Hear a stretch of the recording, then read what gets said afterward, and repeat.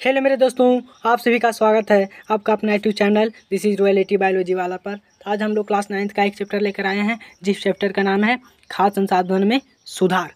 तो आज हम लोग आप लोग पूरा तैयार हो जाइए। आज हम लोग इस चैप्टर को एनसीईआरटी से पढ़ने वाले हैं। पूरा एनसीईआरटी को हाईलाइट कर देंगे, तो बने रहिए हमारे वीडियो के साथ। तो चलिए शुरू करते हैं बिना वक्त को गवाए। तो हमारा चैप्टर का नाम है खाद्य संसाधन में सुधार, यानी कि हमारे जो खाद्य पदार्थ है, जैसे जो हमारे खाने लायक जो पदार्थ होते हैं उसमें किस तरह से हमारे पास सुधार हुआ है, उसी के बारे में हम लोग पढ़ने वाले हैं। तो बने रहिए। जो क्लास 9th का चैप्टर है एनसीईआरटी का अध्याय 12 है, यानी कि 12 अध्याय हम लोग पढ़ने वाले हैं। तो चलिए शुरू करते हैं बिना वक्त को गवाए। रख हौसला वो मंजर भी आएगा, रख हौसला वो मंजर भी आएगा, प्यासे के पास चलकर समंदर भी आएगा, थक के मत बैठे मंजिल के मुसाफिर, मंजिलें भी मिलेगी और मिलने का मज़ा भी आएगा। जय हिंद मेरे दोस्तों। चलिए शुरू करते हैं बिना वक्त को गवाए। तो कह रहा है हम सभी जानते हैं कि सभी जीवधारियों को भोजन की आवश्यकता होती है, यानी कि हम सभी जितने भी जीव जंतु, जैसे कि हम मनुष्य हो गया, गाय हो गया, भैंस हो गया, बकरी हो गया, कोई भी जंतु है, हम सभी जानते हैं कि कोई भी जो है उसे भोजन करने की आवश्यकता होती है। भोजन से हम लोग भोजन क्यों करते हैं, भोजन करने की हम लोग की ज़रूरत क्यों पड़ती है? तो भोजन हम लोग इसलिए करते हैं ताकि हमें भोजन से क्या चीज़ मिलता है? भोजन से हमें प्रोटीन मिलता है, कार्बोहाइड्रेट, वसा, विटामिन तथा खनिज लवण प्राप्त होते हैं।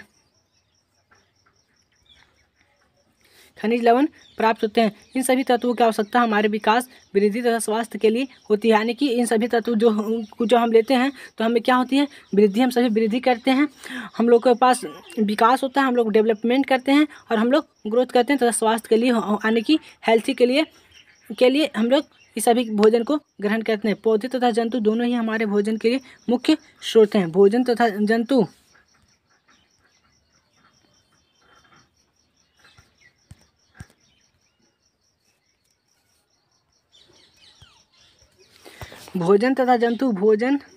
पौधे तथा जंतु दोनों ही हमारे भोजन के लिए मुख्य स्रोत है। अधिकांशतः भोज्य पदार्थ हमें कृषि तथा पशुपालन से प्राप्त होते हैं, यानी कि एग्रीकल्चर से और पशुपालन से हमें प्राप्त होते हैं। हम प्रायः समाचार पत्रों में पढ़ते हैं कि कृषि उत्पादन तथा पशुपालन को बढ़ाने के प्रयास हो रहे हैं, यानी कि बहुत सारे समाचार पत्र मीडिया से हमें पता चलता है कि कृषि उत्पादन तथा पशुपालन को बढ़ाने के प्रयास हो रहे हैं। यह आवश्यक क्यों है? तो हमें वर्तमान उत्पादन स्तर पर ही क्यों नहीं निर्वाह कर सकते? तो भारत की जनसंख्या इसलिए कहते हैं क्योंकि भारत की जनसंख्या बहुत ही अधिक है।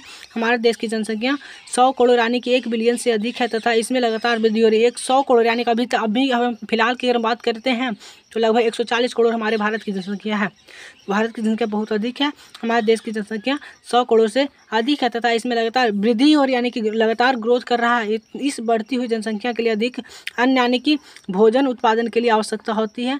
यह वृद्धि अधिक भूमि पर कृषि करने संभव हो सकती है, परंतु भारत में पहले से ही अत्यधिक स्थान पर खेती होती है, अतः कृषि के लिए और अधिक भूमि की उपलब्धता संभव नहीं है। अतः हमारे पास बहुत सारा खेती नहीं है, परंतु जितना हमारे पास खेत है उसी में हमें बहुत सारे अनाज को उपजाना होगा। तो इसलिए ऐसा क्यों उपजाना होगा? तो इसके लिए हमें बहुत सारे तकनीकों के बारे में इस अध्याय में हम लोग पढ़ेंगे। अतः कृषि के लिए और अधिक भूमि की उपलब्धता संभव नहीं। हमारे भारत में बहुत ही सीमित हमारे पास ज़मीन है, तो हम लोग तो ज़मीन को तो नहीं बढ़ा सकते, परंतु जब ज़मीन को नहीं बढ़ा सकते हैं तो हमें अपने भोजन में ही कुछ वृद्धि करके हम लोग बढ़ाना पड़ेगा। अतः कृषि के लिए और अधिक भूमि की उपलब्धता संभव नहीं है, इसलिए फसल तथा पशुधन के उत्पादन की क्षमता को बढ़ाना आवश्यक है। अतः अभी तक फसल उत्पादन को बढ़ाने के लिए हमारे प्रयास कुछ सीमा तक सफल रहे हैं। अभी हमने हरित क्रांति, आप लोगों ने हरित क्रांति का नाम ज़रूर सुना होगा। हरित क्रांति के द्वारा सफल उत्पादन में वृद्धि की है तथा श्वेत क्रांति से हरित क्रांति की यहाँ पर क्वेश्चन आता है कि हरित क्रांति किससे संबंध है? हरित क्रांति धान से संबंध होती है, धान गेहूं से। फिर आता है श्वेत क्रांति दूध का उत्पादन को बढ़ाया जाता है तथा उसका अच्छा प्रबंधन भी किया जाता है। उसके बाद इन क्रांतियों की प्रक्रिया से हमें हमारी प्राकृतिक प्राकृतिक संपदाओं का बहुत अधिक उपयोग हुआ है। इसके संग परिणाम स्वरूप प्राकृतिक संपदा को हानि होने के अवसर गए हैं, जिससे प्राकृतिक संतुलन बिगड़ने का खतरा बढ़ गया। अतः महत्वपूर्ण है कि फसल उत्पादन बढ़ाने के लिए हमारे प्रयास पर्यावरण तथा पर्यावरण को संतुलित बनाए रखने वाले कारकों को क्षति न पहुंचाए। इसलिए कृषि तथा पशुपालन के लिए संपोषणीय प्रणालियों को अपनाने की आवश्यकता है। केवल फसल उत्पादन बढ़ाने तथा उन्हें गोदाम में संचित करने से ही कुपोषण तथा भूख की समस्या का समाधान नहीं हो सकता। केवल फसल उत्पादन बढ़ाने तथा उन्हें गोदामों में संचित करने से कुपोषण तथा भूख की समस्या का उत्पादन समाधान नहीं हो सकता। लोगों को अनाज खरीदने के लिए धन की भी आवश्यकता होती है। धन की भी आवश्यकता होती है, यानी कि रुपयों की भी आवश्यकता। खाद्य सुरक्षा उसके उत्पादन तथा उपलब्धता दोनों पर निर्भर करता है। खाद्य सुरक्षा जो होती है उसके उत्पादन यानी कैसे उसको हम बढ़ा सकते हैं, और उसकी जनसंख्या अपने परिणाम उपलब्धता दोनों पर निर्भर करती है। हमारे देश की अधिकांश जनसंख्या अपने जीवन यापन के लिए कृषि पर निर्भर है। इसीलिए कृषि क्षेत्र में लोगों की आय भी बढ़नी चाहिए, जिससे कि भूख की समस्या का समाधान हो सके। कृषि के अधिक उत्पादन प्राप्त करने के लिए हमें वैज्ञानिक प्रबंधन प्रणालियों को अपनाना होगा। संपोषणीय जीवन यापन के लिए मिश्रित खेती, अंतर फसलीकरण तथा संगठित कृषि प्रणालियों अपनाने चाहिए।